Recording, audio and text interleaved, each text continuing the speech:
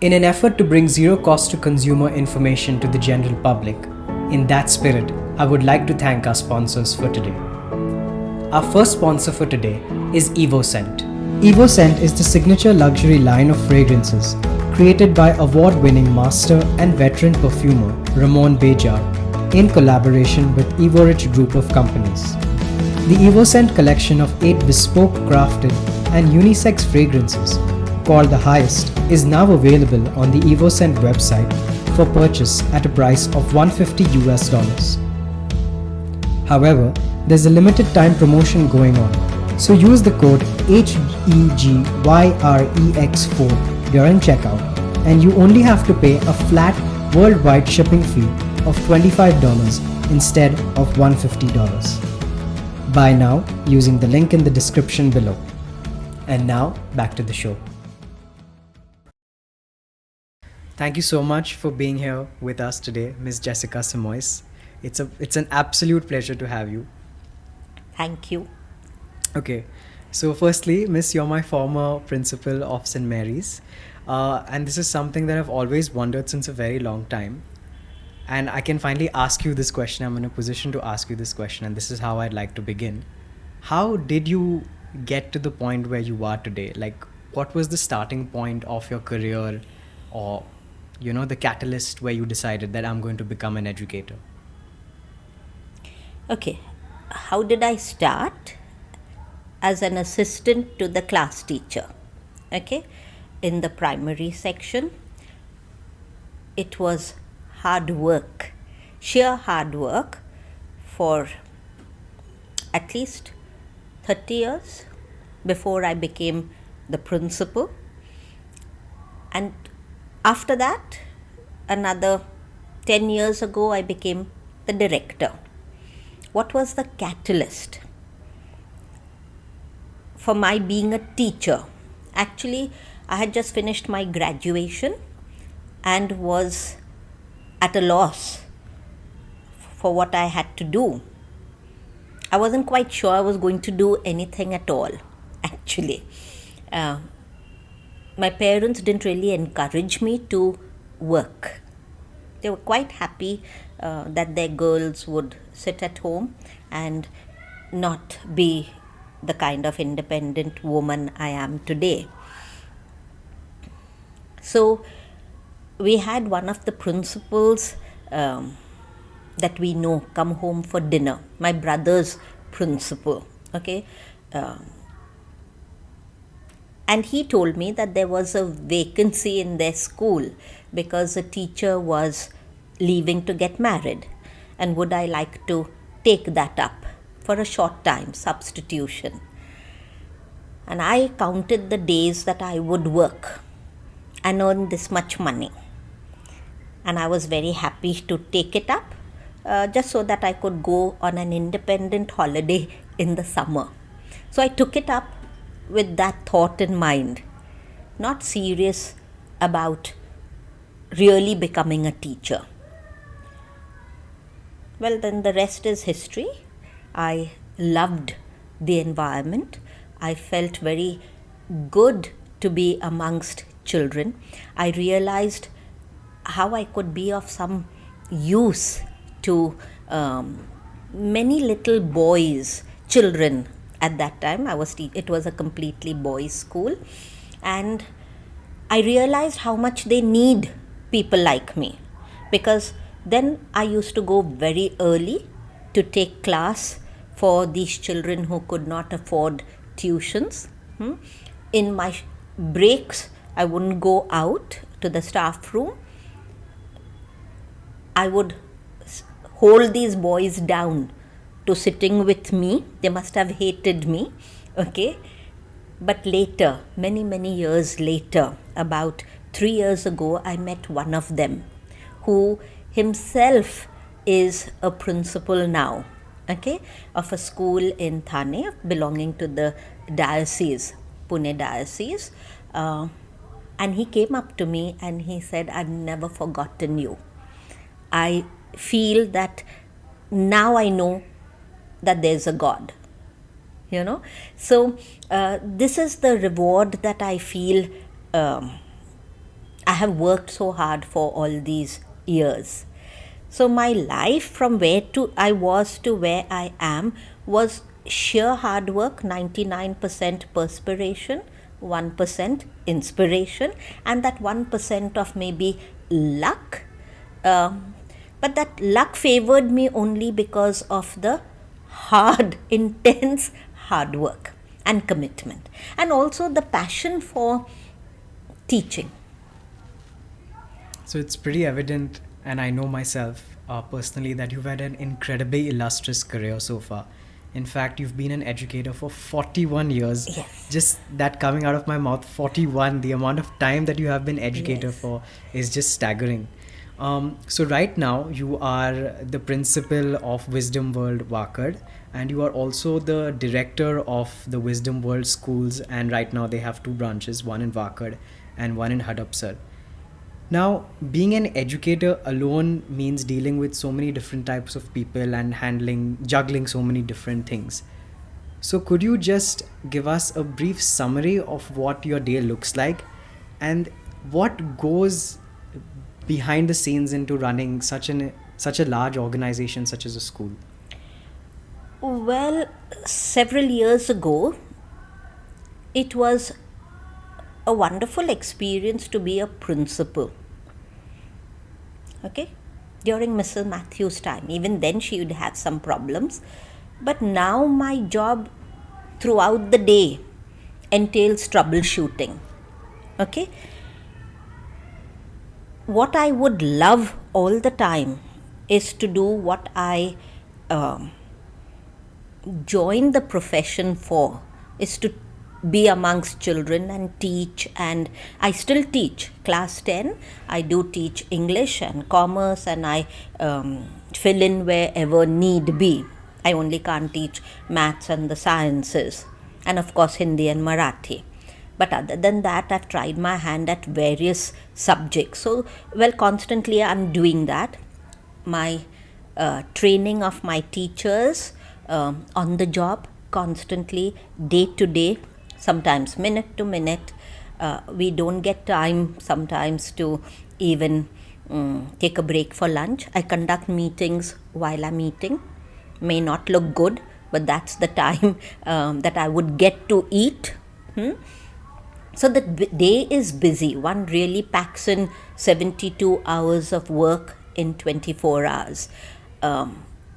Everyone talks about giving in their 100% at Wisdom World School, and with me we put in our 300%, right? 100% is normal, right? It used to be like that. But with what you need to do today, and especially now with all the challenges that the pandemic has brought in, there has been a big upheaval in the way one thinks and works, and the adjustments and adaptability that one must have, as well as the resilience to achieve what we were doing before 2020. So typically the day is packed right from the time one goes inspecting the school, infrastructure and the problems that we have there, internet issues at the moment, but when it wasn't pandemic there were other issues, right? So each of them have their own pros and cons. Later in the day, as the day goes by, you're still solving all kinds of problems, and then you have a lot of intervention from government bodies. Some of them may not even understand the problems at grassroots level, right? So dealing with those issues, admissions. So you're juggling a lot of tasks, multitasking all the time. I do still make time, but to go into class and teach, that is what I think I'm best at and what I love to do. Okay. So So you mentioned that teaching is something that really gives you a lot of happiness because of the impact that you have on children and how it changes their life, and how it all came full circle when one of your students was a teacher themselves, was a principal, sorry, my bad, excuse me. Apart from that, what is the one other major thing or some of the major things that you really like about your job or your profession as an educator? I think I like everything that I just spoke about, because even though I talked about troubleshooting, it tests my problem solving skills. And I love to, think about solutions to the problems. I don't concentrate too much on the problem. Once I know there's a problem, I need to work on solutions. And the minute I found the solution for myself or my team of teachers, I feel a great high that we've licked the problem.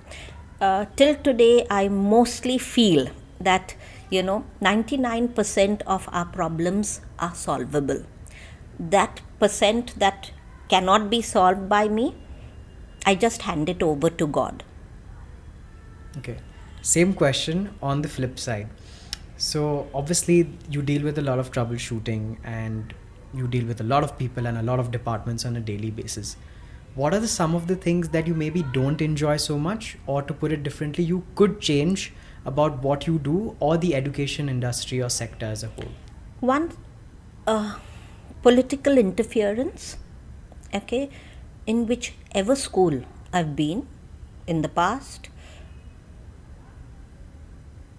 and sometimes parental interference, not understanding that we would know our jobs, our work better than they would, because they are handling only one or two children at home.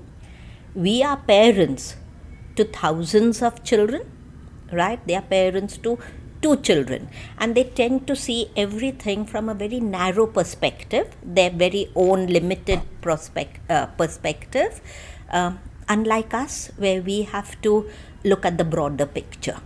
So I wish they'd understand that if they send their children to school, you need to have the confidence in the school principal, the school teachers.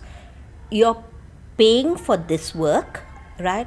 So why should you be thinking that you can be the person to take school related decisions, right? They'd know better.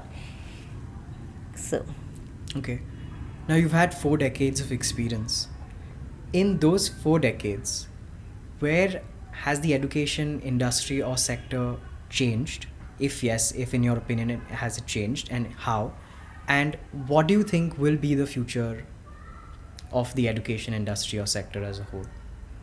Okay, so where we were 40 years ago, I remember when I was in school, we had our parents being called to school for whatever reason, and we were terrified when our parents would be called, because there was no question of the parents ever questioning the authorities, right?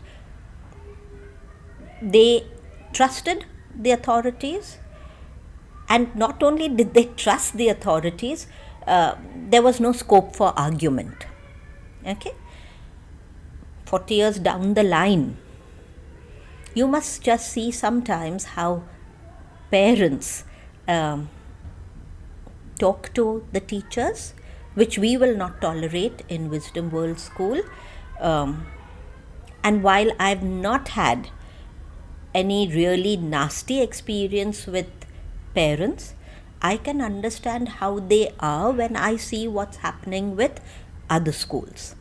We have a very understanding and cooperative and supportive PTA at Wisdom World School.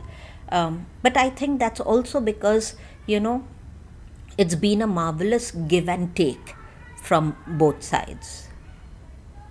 Okay. Now, there's something that I'd like to... Sorry.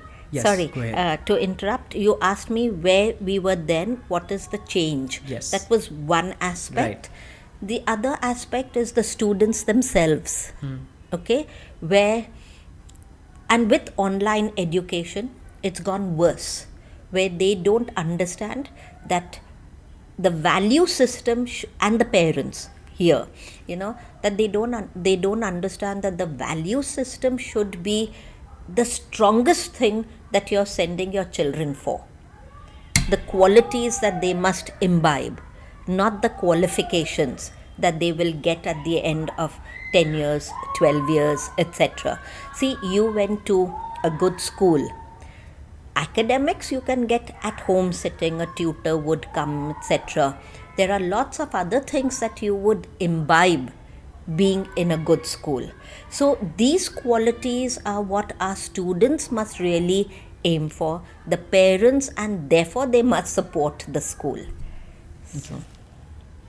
While growing up, was there somebody that you looked up to, or even now, who are the people or the mentors that guided you, or the people that you look up to that has shaped you and helped you become the person that you are today? Yes, first in school, it was my teacher, Miss Jennifer Tucker, Miss Cooper. She was then Miss Cooper. Mrs. Nirmala Chandy, they were all my teachers, and all had a very strong impact on the way I have turned out as a teacher. Especially Mrs. Jennifer Tucker, because I'm a commerce postgraduate, but I teach English, and that too English in with the ICSE syllabus, and I'm a state board pass out, and that was because her English, the way she taught, I have been, therefore I've done only 10 standard English, but teaching teachers how to teach English, all right, just the way Miss Tucker would teach us. So these were the teachers in school. I also had my principal. She was Mother Catherine, an Irish nun with icy cold blue eyes, who, it's amazing how I had such a high opinion of myself as a student with, about writing, handwriting. I think you'll remember that I was paranoid about good handwriting. Well, that's largely because of Mother Catherine, because one day she walked into our class on her rounds and looked at handwriting, everyone's handwriting. She told us continue with our work. Then she picked up my book and went up to the board and said, "This is an example of what good handwriting should not be." Okay? My heart sank. I felt so terrible, and she went on to explain all the mannerisms in my handwriting. The fancy S, the with angles and the lines and curves and whatever, and the circles over the I. And she said, "Young lady, you need to understand how to dot your I's and cross your T's." Did you understand the idiomatic expression there? Right? So we had teachers like that. And we know that we use this phrase for people who need to be perfect with their work, to dot your I's and cross your T's, right? So in school it was like that. Then when I professionally, it was again my first job in Ornella School, where I told you I was a teacher who understood that it's a vocation and you should be serving people. I worked under a very hard taskmaster, Mrs. Falero. She was the headmistress. And she taught me how to be an organized, systematic, passionate teacher who aimed for perfection in herself and her students. So that was my first training ground, really. And then I came to St. Mary's School. And then the rest is history. I was in St. Mary's for 24 years, imbibed greatly from Mrs. Matthew. I use the word imbibed, not trained, because Mrs. Matthew would not have the patience to train anybody, right? You had to observe her. You had to face hell when she would be, angry, or you made a mistake, or as a teacher. So, but I learned tremendously. And today, if I was able to take up the challenge of, setting up Wisdom World School Wakad with just the frames of the building, nothing was ready. They waited to start construction once I resigned from St. Mary's School after being there 24 years. January they started construction. I gave in my resignation on January 7th, a week before that. And worked simultaneously, as in completed my work timings there and would go to Wakad in the evening after 4 p.m. and would sit there till 10 p.m. getting things ready, right from curtain rods and rings. I mean, the construction was going on simultaneously, but everything was really built from scratch in that school. So books and syllabus and teachers and the other things came later, right? That was a given. You had to do it. But every possible pin, from pin to piano, I had to look into, and we built that school up like that. If I could take up that challenge, it was only because of the learning that happened when I was working under Mrs. Matthew. And then, of course, my father was very strict with me. Okay, he was a hard taskmaster himself at home. So I was surrounded by people who didn't settle for anything less. So your environment is very important. Yes. Yeah. Yes. So it's pretty evident that today schools and education have become a business, very commercial in the way that students are treated, the way that teachers deal with parents, and vice versa too. Now, I personally had the privilege of studying under you, and I was also a part of a very good school. So we know how much attention to detail, like you mentioned, that even things such as your handwriting and the crossing of the T's and the dotting of the I's was paid to. But personally, what are some of the qualities or the characteristics that you look for, not only in teachers before you hire them or you recruit them, but also in students to, get a gauge of their future potential? Okay. So first I want to say, I think it's a perception that education has become so commercial. Schools are charging exorbitant fees, etc. Not really true, because there are many hidden expenditures, which I think, especially during this pandemic, everyone was rushing to get fees reduced. But what they did not realize, they just felt, my child is not going to school, so school building and no electricity bill or salaries of teachers, whatever. They didn't realize that we had to maintain the building, right? We had to pay housekeeping staff, we had to pay our security staff, we had to pay the teachers. We haven't increased fees for the last 3 years, yet our teachers got an increment every year. Even in the pandemic, we did not reduce the teachers' salaries, right? So most schools are not out to get parents. Okay, If we hear of that one odd school, that is the one rotten apple, but otherwise all schools are working. And during the pandemic, everyone talked about frontline warriors and whatever. We made much of them, and rightly so, etc.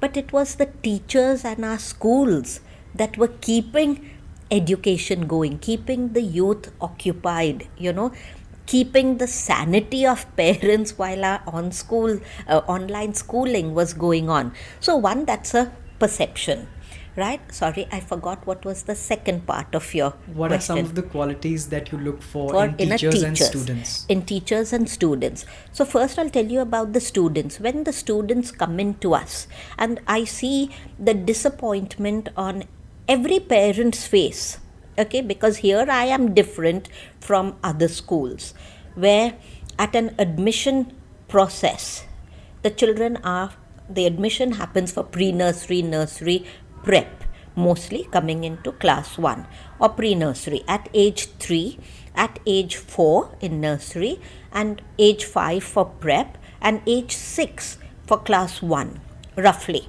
approximately.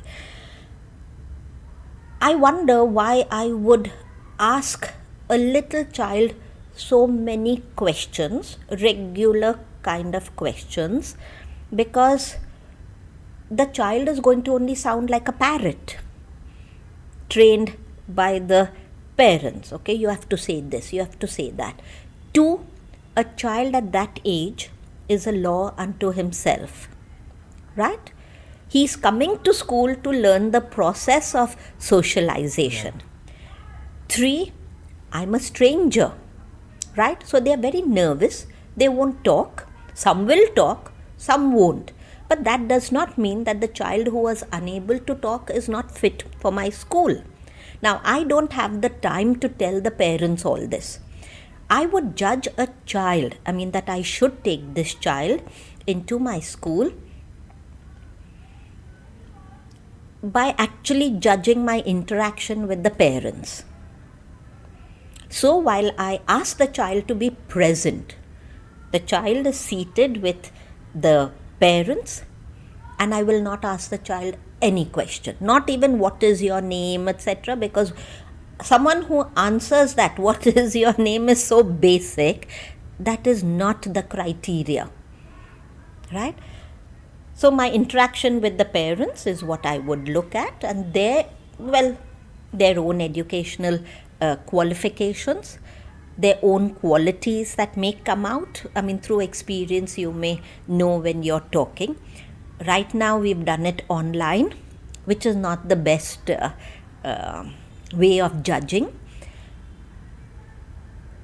So those were the things that I would look at. And of course, and I may not sound good here, and I may sound commercial, but we need to understand their ability to pay the fees, because ours is and most schools like this, private schools, their only way of funding, their only source of funds is the fees.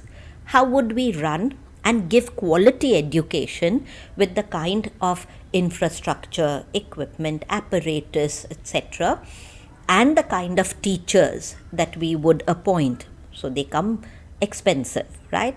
If you pay, if you give peanuts, you'd get monkeys, right? So you want to pay good salaries, so you'd get good teachers. So all that costs money, it doesn't come free.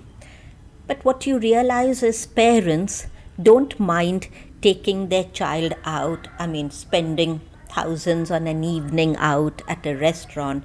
But the minute you talk about an increase in the fees of 300 or 400, right, or 1,000, that's one evening out, right, in today's day. So you need to look at the commercial aspect also to make your school a viable proposition, right, a viable project, because it has to sustain. Otherwise schools will close down, and then we have the vicious circle of no good schools in and around Pune or anywhere. So that was that about students. Teachers, I look for qualities and not for qualifications. So it's very easy to get an MA B.Ed, a postgraduate B.Ed, M.Ed person. But I feel that if you're teaching English, I'll just give you an example, and you have a teacher who says, I'm MA in English, how can you appoint her, right? So the qualification is there from whichever university. But in an English medium school, you cannot afford to have this, right? So I'd look for qualities, I'd look for other aspects, not necessarily the qualification. That is something that is mandatory in terms of the government requirements or council requirements, right? That's incidental for me. But what is important is I need to have a teacher whose back is not going to break if she puts in 300%. I need to have a teacher who will understand that she must love her job. And I don't like to use the word job, love her work. But many of them will come and say, I was doing job at so and so place, right? So that is something that I would put out. So they must understand that that's a vocation. It may not pay as much as other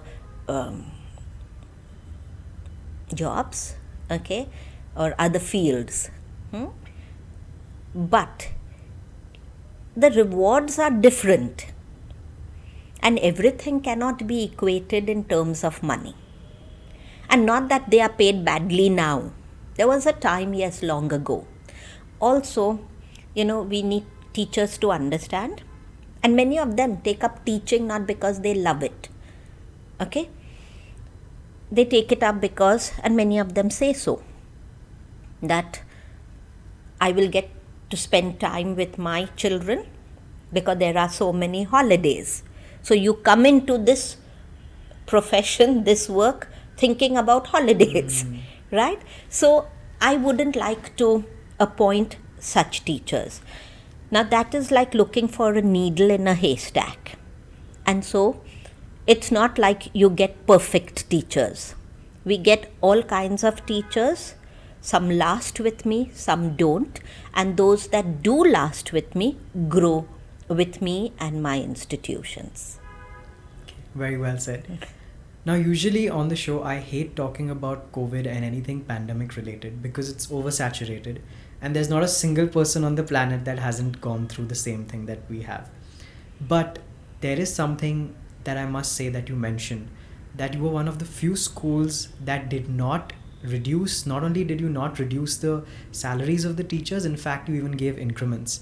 And also off camera, we were talking about some things that I found really commendable. So could you give a brief summary of some of the things that Wisdom World did differently during COVID? And in fact, you were one of the first schools to do certain things. So could you we launched in April, on April 4th, 2020. Okay. I'm a tech donkey. Honestly, I was. Okay, in 2020. I might be slightly better now, but we have adapted greatly, right? So everybody else also has adapted. What is unique about us is not only were we the first, quite the first, I think, to go online, but we were also the first to not do only MCQ testing. Okay, we gave 2 hours papers. We had our own software called VOLP, which was worked on by the Vishwakarma University department. Okay, and that was called Vishwakarma Online Learning Platform. So on that platform, we had normal, very regular exams, reading time, 2 hours, etc. Correction, okay, we got really tech savvy, my teachers, where we started off as not knowing anything much. with the kind of fantastic training provided to us by Mr. Saif Sheikh, who is the CEO of the Vishwakarma group of schools. So he gave us this great training, and he trained my teachers and the VOLP team, which was headed by Mrs. Trupti Agarwal. She egged us on, and we had people doing online correction of those 2 hours papers on a software called Easy Check. So we started something like that first, till a lot of schools were still doing things on hard copy and coming to school during pandemic time and dropping it in the Dropbox, etc. We didn't do that. So online we did a lot, but what was different is every extracurricular activity that we did in our physical school was conducted online, whether it was debates, quiz, our physical fitness classes, baking, cooking clubs, Lego clubs, drama, speech and drama, prize day, putting up a great musical online, everything. I must share some of those videos with you, so you'd know that what I'm saying was, so the children really did not seem to miss out on a whole day of being kept occupied, right from 7:45 to about 2 o'clock in the afternoon. So. Now, in 2014, you were conferred with the National Award for Teachers by the President of India, at that time Mr. Pranab Mukherjee, which is the highest possible award for an educator, and only 6 teachers get it every year, and you were the only teacher that year from Maharashtra to receive it. Not only that, you also received the Derozio Award for Excellence in Education and Human Enrichment in 2016. Again, the highest possible award conferred by the CISCE for an educator or a teacher. You've already accomplished so much in your 41 years of experience and the career that has already spanned 4 decades. So again, this is a 2-part question. Where would you like to see yourself in the coming 5, 10, 15 years? And where do you think you will see yourself in the same period of time? Well, if good health permits me to continue for 5, 10, 15, 20 years, as you said, Asad, I would like to continue teaching as much as possible. I would like to teach teachers further how to take this forward, because having knowledge about something or the experience is of no use if you're not willing to share it. It'll die with you. So I would like to train as many people as possible, and that's what I do at Wisdom World, both the schools, train people, so that there is never a dearth of good people in the field of education. And that is my biggest pain, that many good people are not coming into education. See, people like you, people like so many of my students, they won't even think of being teachers, yet they would always admire all good teachers. But no one has inspired them to be teachers, and I wonder why. I really wonder why. So later, I would like to, if good health permits me, I would like to continue doing what I'm doing, only differently, maybe not actively in the school with children, but train teachers or principals who would take this forward. Not only in my school, anywhere.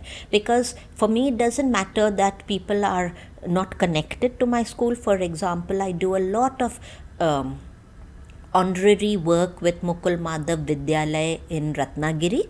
It's a rural school. It's a charitable school run by the Finolex group.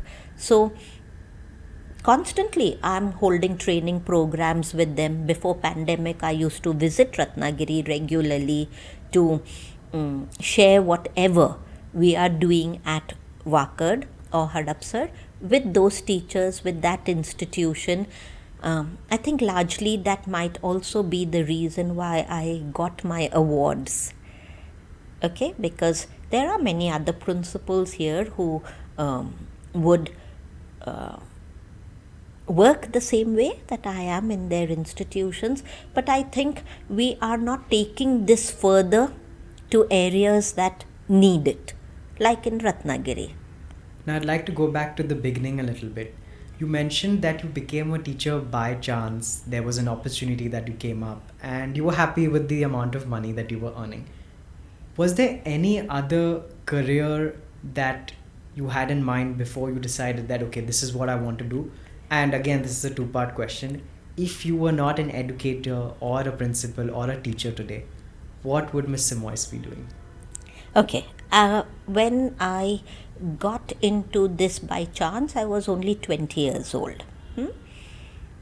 So I really had no fixed goal.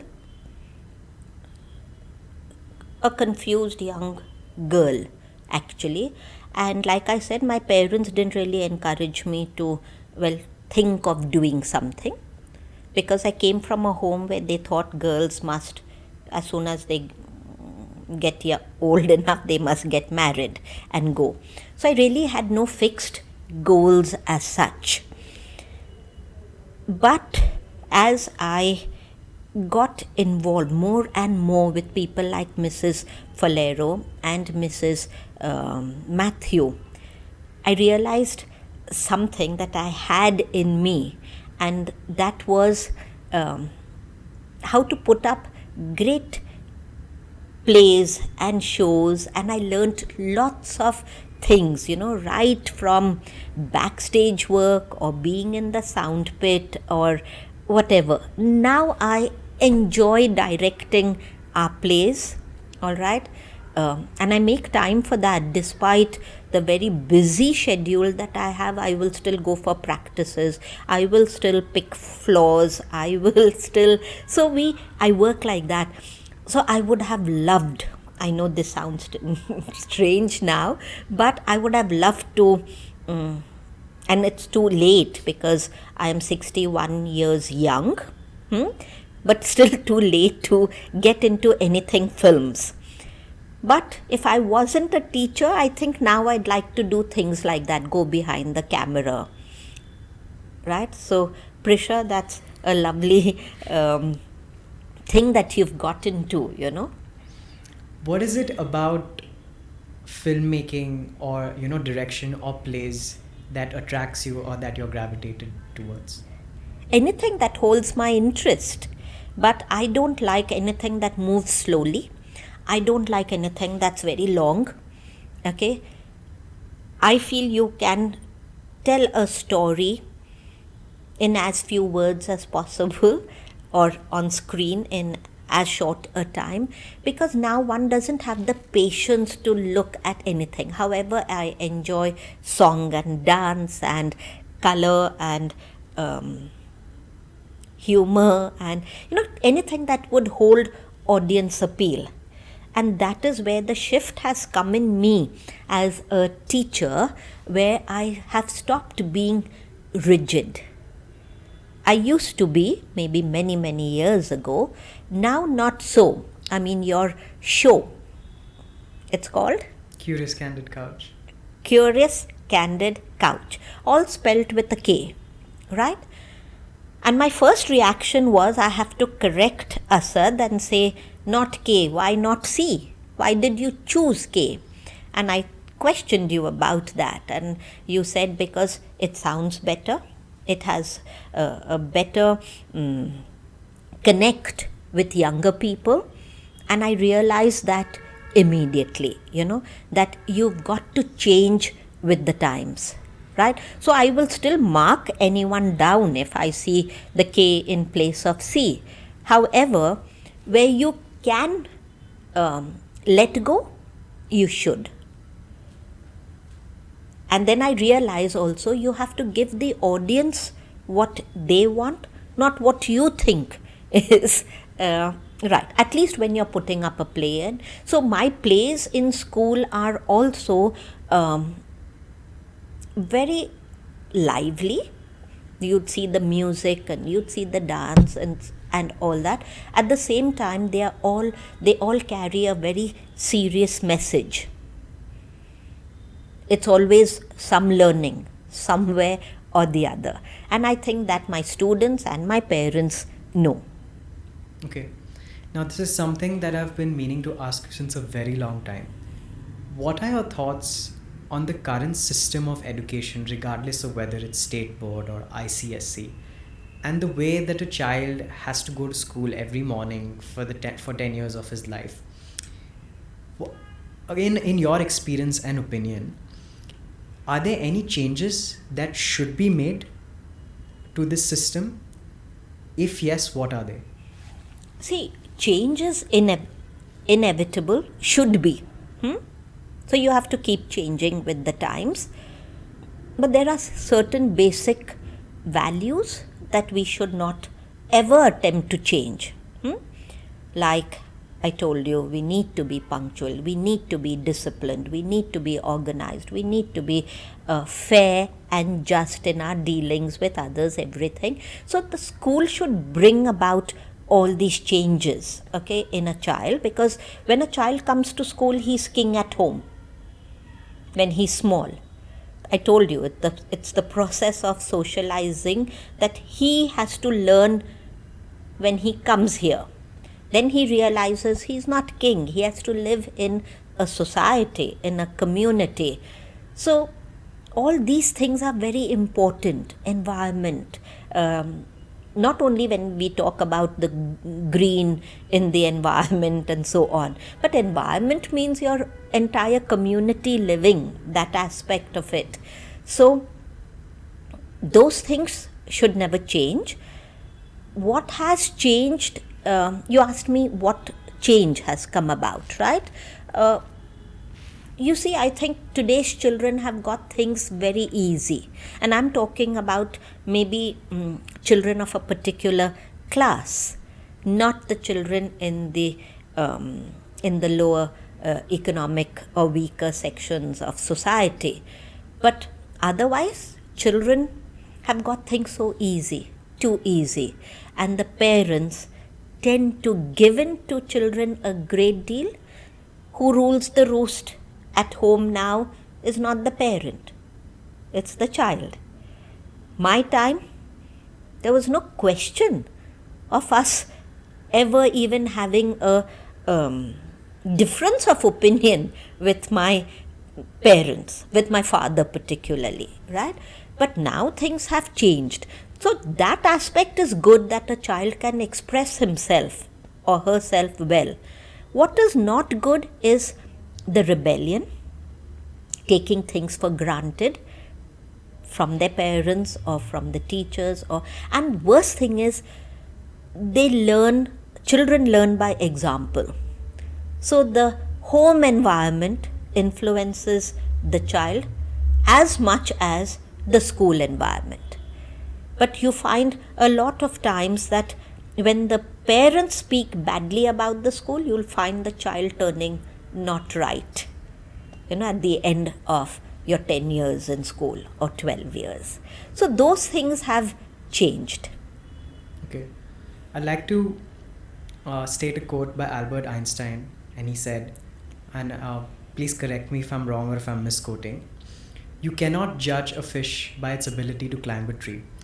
In most Indian schools and in the Indian education system, so much importance is placed on book learning and too much theory and not enough practicals. Not only that, there is not enough physical education or extracurricular activities.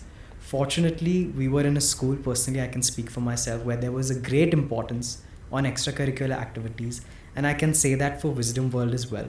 So how important do you think extracurricular activities are, and what are some of the things that Wisdom World does differently when it comes to this aspect? So, Asad, thank you. You brought another thing to my mind about what has changed in today's education is you can't expect a fish to climb a tree, right? That has changed a lot because not only the government, NEP also, also the boards, especially the council, has given a great deal of options for all kinds of students. Now, when I was at St. Mary's, we hardly gave any option for any student to, go off the beaten track from maths and sciences, drop that and go in for physical education or technical drawing or any of the vocational subjects. I remember Shaukat Naglekar, I don't know if you know him, he must have been quite senior to you. His mother was the first person who fought like a tigress, okay, to get her son concessions not to give maths and the sciences, okay, appear for them. And she made us get special permission, concession from the council for him. So that opened the doors. Later, even when I was principal at St. Mary's School, I started giving a lot of these kinds of concessions. Yes, Miss, I'm sorry to interrupt. In fact, I remember that I think one of the first students that was allowed to take French instead of Hindi was from our batch, Firdos Gupte. Okay. Yeah, so that had never happened before. Okay. So now at Wisdom Wakad and Wisdom Hadapsar, the council gives us a basket of subjects, right from communication and mass communication and beauty and hospital management and hospitality, not hospital management, hospitality anywhere. Lots and lots of options, and we give that. So that has changed a great deal. Otherwise, you got many school dropouts then, not now, okay, and the government is very supportive about this. Then there are special concessions for children with certain learning disabilities or who learn differently.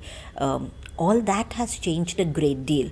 So that's a lovely thing for students, also for teachers, So, sorry, your question was? My question was, how does Wisdom World accommodate these new students or these people who want to place an equal amount or even more importance on extracurricular activities rather than studies? Oh, I give lots of leeway. There are those who go in for tournaments at the same time that there are exams, and I say, go chase your dream. Right? The exams will come and go. Need be, I'll conduct it at another time, but go get glory for yourself and for the school. So I give a lot of importance to all of this. Okay. Now, you already mentioned before that things like discipline and not taking things for granted are very important, especially when a child is being brought up, because at home he is king and he needs to learn how to socialize in a community and a society. Apart from things that we just spoke about, that extracurricular activities are equally important, in your opinion, what are some of the most fundamentally important things that a child needs to learn, and at what age he needs to learn that, or he or she? Right from the time the child is a toddler. Your best learning happens from 0 to 7 to 10 years. Yes. Okay, 70% of your learning of life. When I talk about learning, it doesn't mean from the books. Okay, it means life skills is till age 10. So when a parent and the school really nurtures a child till that time with all the good qualities that you can think of, till then it's wonderful, because after that 10, 11, it's very difficult for you to undo whatever negative things that a child has grown up with. But what is very important for children, and I think that's the most important, is respect and obedience. Respect for elders, respect for their parents, their teachers, which this is where I keep coming back to the point that parents need to understand children learn by example. Once you get that respect, the attitude, everything of a child will always be what will get him that success in life. So you don't have to be brilliant. You have to have the right attitude. I was a person with very ordinary, average intelligence. I am a person, not was. I am a person with very ordinary, average intelligence. But I have achieved today, being director, that too right from scratch, assistant to class teacher. To director of schools now, and schools, where we have 2,000 children approximately and above in those schools. I did that only because of the attitude and the fact that I was always taught that you learn, you keep learning from whoever. So respect people who can teach you or learn from their experience, because learning from your own experience is very, very costly. Okay, so learn from other people's mistakes. So these were the things that held us in good stead, and I think I'd like our children to understand that. I completely agree with you when you say that that parents of children should lead by example. Especially in India today, you'll see parents who smoke, who drink, who do the exact opposite of what they tell their children to do. And another very common a saying that parents tell their children is, "We don't want you to make the same mistakes that we have made." I like to ask those parents, when you want to learn something, if, for example, if you want to learn how to drive, do you go to a person who doesn't know how to drive, or you go to a person who knows how to drive? So telling your child that we don't want to make the same mistakes that we have made it does not make sense at all. And in fact, these are the same kind of parents that come to school and then fight with teachers and then tell them how their children should behave. True. So I think you know better than I do when it comes to all of this. But all said and done, I want to also say that all parents are not like that. Okay, there are a few, but then those experiences linger, and mar this whole thing. That's why I say that right now the work is mostly troubleshooting. During my ICSE exams, I had a parent who sent a child with symptoms, no symptoms, sorry, but grandfather had tested positive. Okay, so you are willing to risk all the 132 other students, okay, just because you think your child should give the ICSE exam and you think your child does not have COVID, right? So while we don't talk about this COVID, I don't like to also talk about it. We keep coming back to it because, it's taught us a lot. It's really taught us a lot. Okay. Now, we keep talking about how your major day-to-day life revolves around troubleshooting. But what would you say has been some of, or maybe the most challenging obstacle that you had to overcome, not only in your professional life or personal life, that you can recall? Personal, I can. Okay. Professional, somehow, you have a whole team with you. You're not really alone. But personal was when my ailing mother, she suffered from Alzheimer's, and for 14 years I looked after her. It was very traumatic for me with a high pressure job, first with St. Mary's and then Wisdom World is no less high pressure. But I used to have serious problems with the caregiver, okay. I had several of them, so getting them was difficult, seeing my mother suffer a great deal. But that again, while that was the most difficult for me to cope with, okay, again it was a great learning experience, a very great learning experience. Professionally, like I say, there are many problems, but none that I could not cope with. But at the top of your head, if you had to recount maybe one or top three?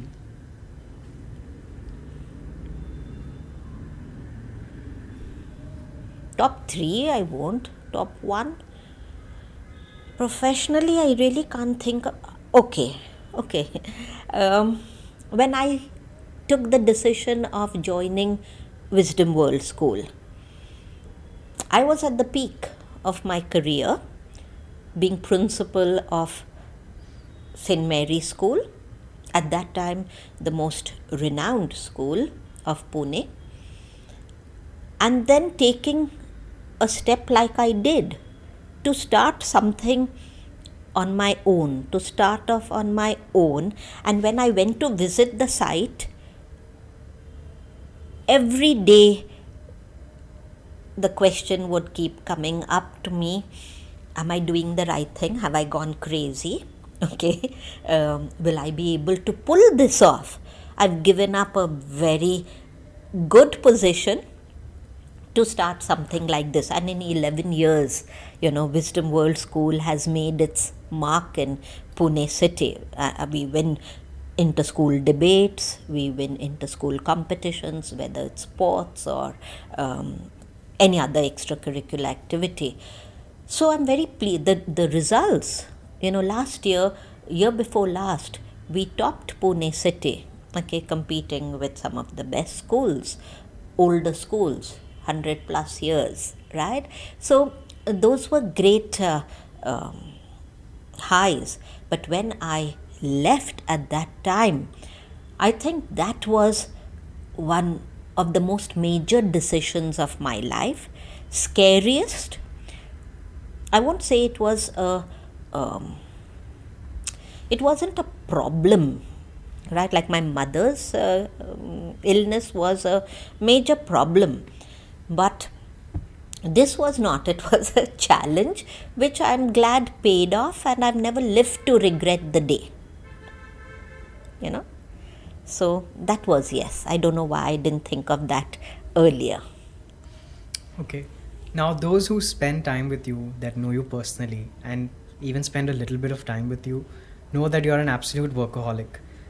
You start your day at 5 o'clock in the morning and it ends at 9 o'clock in the night, and most of it, Or 99 12, 1, 2. yes, anytime. most of it goes in working. But how do you spend your free time, and how do you like to unwind? With my friends. I do have friends, a small group of friends, but we have a lot of fun together. We let our hair down, and when I'm not being Miss Simoes in school, I'm a lot of fun otherwise. And that side, well, I don't need to show everybody. My friends know that, my family knows that. I enjoy being with my nephew's little children. I love children. And I'll qualify that. I love them till they're 6 years old. Okay. Then heaven knows what happens to them as they grow older. Then it becomes difficult to sort of enjoy them. I mean, it's lovely to hear little children make comments. Their great frankness. They'll call a spade. They don't understand. That's why the process of socialization, I think kills their originality, kills their honesty. So it kills some things and helps in some ways too. Okay. What is a piece of advice or some words of wisdom that you would like to give, not only to aspiring educators or teachers, but also students? I think life is full of challenges and problems. You'll solve one problem, there are 3 waiting there to take its place. So never concentrate on the problem, concentrate on the solutions, and you'll find the answers, and you'll be able to lick any challenge. When compared to the foreign system of education, how would you rate or compare the Indian system of education, regardless of which state or what board it is? I think our basic schooling in India is superior to anything foreign. For this reason, considering the kind of population we have, the kind of diversity we have in terms of social and economic diversity. So, and the kind of basic value systems and the, the 3 R's, we are good at it in India. Tertiary education, foreign universities are far superior. Somehow things go out of hand in Indian universities. They are not, except for the IITs or IIMs, etc. Is my reading.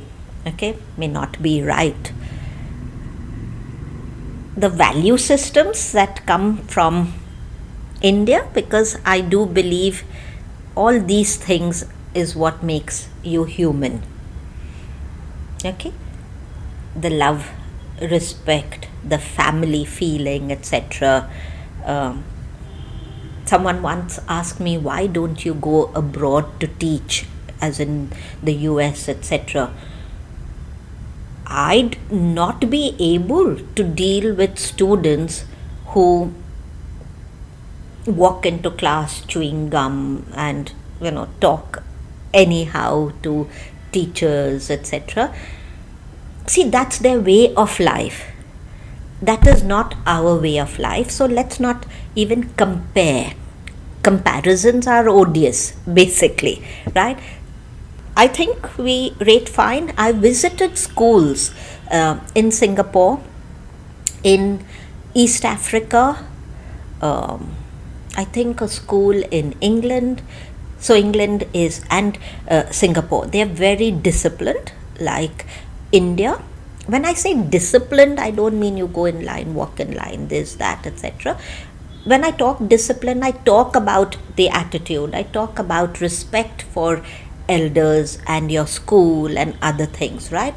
So Singapore and all these other schools, when we talk about the IB and their ways of teaching and learning, etc., great.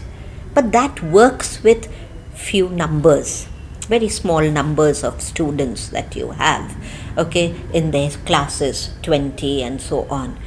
In classrooms like ours with 40, I think we do great work, right? So that's possible when you have 10 children, 15 children, then the fees are high. So there are many aspects to, this, rather than making general statements. So I hope. Also, recently you were contacted by the Ministry of Finland, specifically the Education Ministry of Finland. So could you tell us a little bit about that as well? Well, I don't know too much about the Ministry of Finland. I was surprised myself when I got a call from them. So this is for an online Indo-Finnish conference where I have been asked to interact with parents and other educators from Finland and India and speak for 30 minutes. That's on the 23rd of December. So I don't know what that experience is going to be, but once I'm through with it, I'll certainly share it with you.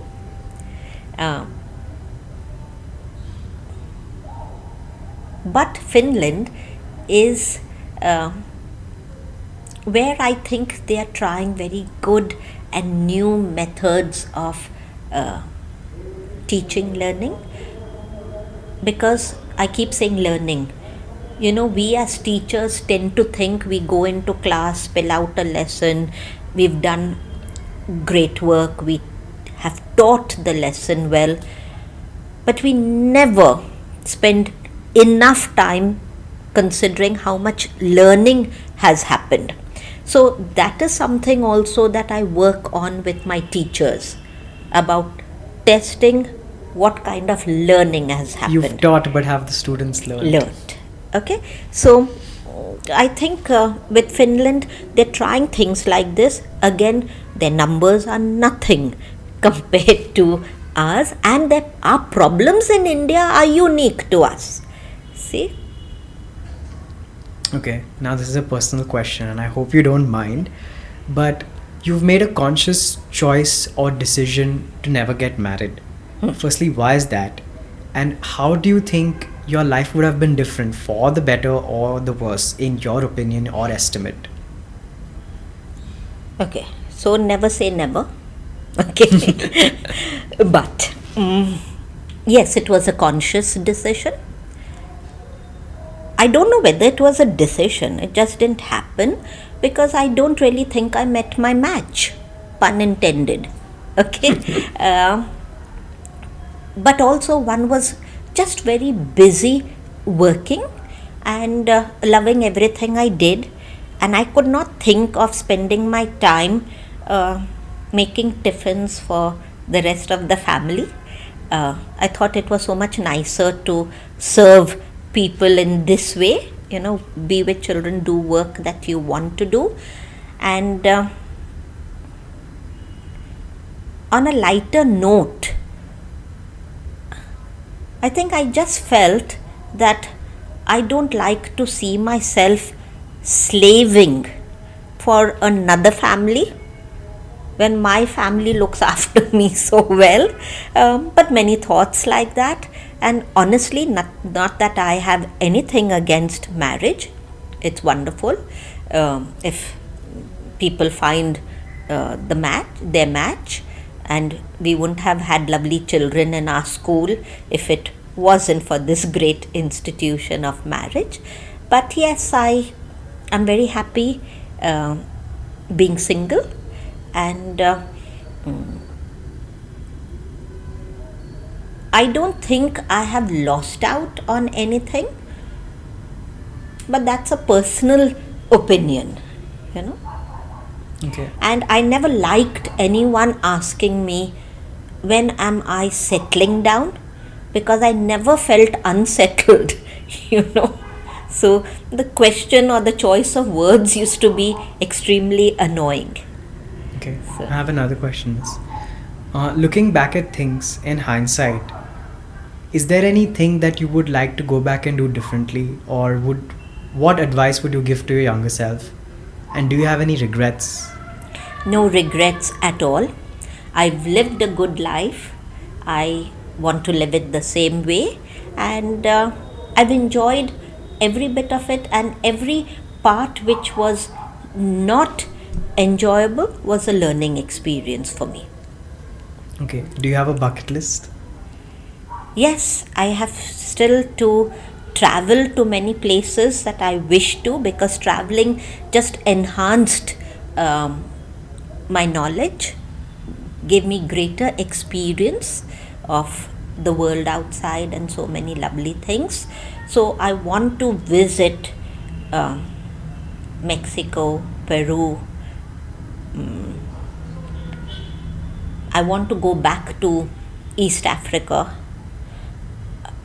I want to go back to Switzerland. I want to do many more things. Yeah, big, long bucket list of things. Okay. I want to be more energetic, more youthful. I want to have the elixir of life. Okay, that will keep you going on forever. So, lovely things like that.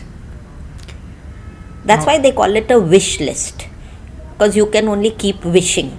You may not get it. So. What would you say is your philosophy in life or off life or for life? And what is the legacy that you would like to leave behind? Philosophy is to each his own. Okay? And live and let live. Legacy?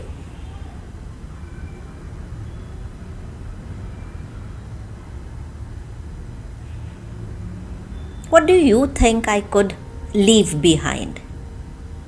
I think what you mentioned earlier, that the work that you're doing, you should be remembered for who you are and the amount that you contributed to society and community, not only as a whole but on an individual level. Because life ultimately is about giving back, right? Yes. Okay. I don't know, legacies. I just want people to remember me fondly as a person who hopefully did not tread on their toes. Because in a career spanning 41 years so far, I may have done that, no? You can't keep everyone happy all the time. So naturally you make friends and enemies and frenemies also. So I do hope that I have not trod on anyone's toes. Okay, now one final question. And this is a question that is a staple of the podcast because I ask this to each and every guest that comes on the show. Although I feel like it might not be too applicable to you, now you'll understand why I say that. Given all the money, or if you had the power to change anything and everything in this world and live the life you want without any limitations, like if you had all the money in the world and the fame and the power, where would you live? What would you be doing with your life on a day-to-day basis? I think I've already said that. I don't want to change where I live. My needs are simple. I would love to live in Goa, I mean, if at all, but again, a simple life, right? But I love any beach places. Is that what you're asking me? All right, where would I live? I love Pune. I love being here, but if at all I want, I mean, a kind of ideal situation is to settle down in Goa and teach in a church school. Very small, few children who'd sit around me and have the village church bells tolling, etc. So that for me is an idyllic situation. I don't see myself doing that because I'm a person who's always on the move, and actually sitting down in one place, I'd sat here for 1 hour 10 minutes or 20 minutes. Well, you've managed that to get me to sit down.